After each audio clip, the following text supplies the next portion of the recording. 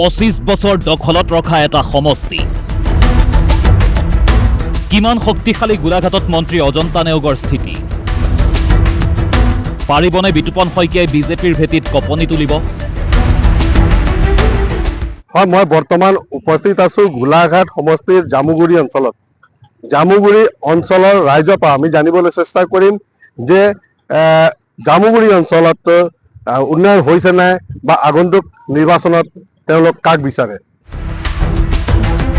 গোলাঘাট বিধানসভা সমষ্টিত এইবাৰ নিৰ্বাচনী যুঁজখন বেছ আকৰ্ষণীয় হ'ব এই সমষ্টিটো বিগত 25 বছৰ ধৰি দখল কৰি আছে ৰাজ্যৰ বৰ্তমানৰ বিত্তমন্ত্ৰী অজন্তা নেওগে পূৰ্বৰ কংগ্ৰেছ চৰকাৰ তথা বৰ্তমানৰ বিজেপি চৰকাৰত কেইবাটাও গুৰুত্বপূৰ্ণ বিভাগৰ মন্ত্ৰী অজন্তা নেওগৰ বাবে মসৃণ হ'বনে এইবাৰৰ নিৰ্বাচন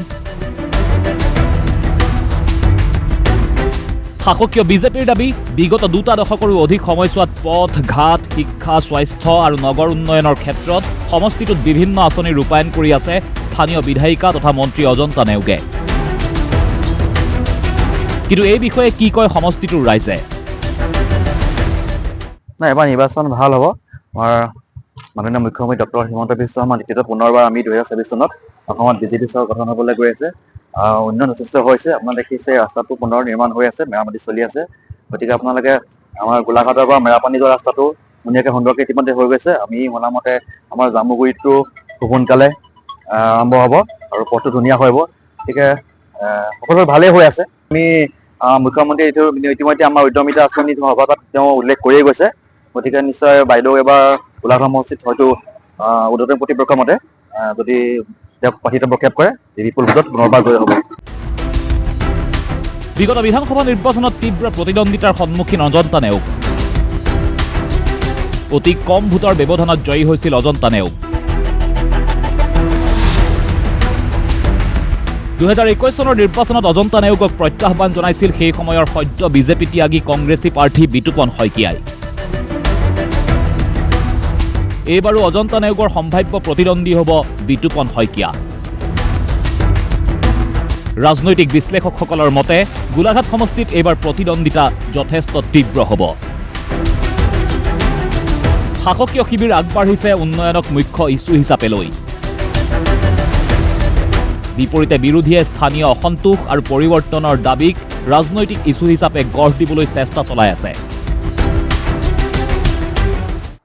এতিয়া আহি ইয়াত মই প্ৰায় মণ্ডলবিলাক ঘূৰিছোঁ বিতুপন শইকীয়াৰ বাহিৰে অন্যক টিকেট দিলে আমাৰ সফল নহ'ব আৰু ইয়াত জানেই বিত্তীয় মন্ত্ৰী আমাৰ অজন্তা নেওগ আছে ডাঙৰীয়ানী তেতিয়াও তেখেত দক্ষ মন্ত্ৰী আছিলে কিন্তু ইয়াত দেখিলোঁ তৰাণী দৈয়াং ইত্যাদি দৈয়াং বনাঞ্চলটো তেখেতে তজুবাহী খাজানা এখন এলত দিব নোৱাৰিলে বসুন্ধৰা নামত আৰু তেখেতে এতিয়া মেইন ৰাস্তাবিলাক তেখেতে ভাল কৰিছে কিন্তু গাঁৱত এজন ৰোগী আনিবলগীয়া উন্নতি হৈছে টাউনত হৈছে গাঁৱত নাই মানে অকল জামুগুৰি নহয় একচুৱেলি আমাৰ গোলাঘাট সমষ্টিটোৰ আজি 25টা বছৰে আমাৰ বিত্তমন্ত্ৰী অজন্তা নেওগ ডাঙৰীয়ানী আসনত আছে কিন্তু যিমান কাম হ'ব লাগিছিলে এইটো কাম হোৱা নাই মাত্ৰ কাম হৈছে একেটাৰ লগত যিসকল যৌতুকলৈ আহি মানে কংগ্ৰেছৰ পৰা বিজেপি মানে বিজেপিলৈ আহি এতিয়া এইখিনি মানুহ এটা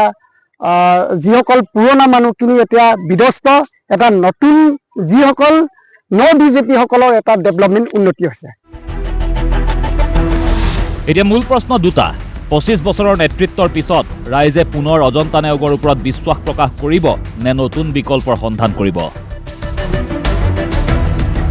উন্নয়ন বনাম পৰিৱৰ্তন কোনটো হ'ব গোলাঘাটৰ ৰাইজৰ চূড়ান্ত সিদ্ধান্ত স্বাভাৱিকতে এই সকলোবোৰ উত্তৰ পোৱা যাব 2024 চনৰ বিধানসভা নিৰ্বাচনৰ ফলাফলত গোলাঘাটৰ পৰা কেমেৰা পাৰ্চন গৌতম প্ৰধানৰ সৈতে জয়দীপ গুপ্তাৰ ৰিপৰ্ট DY365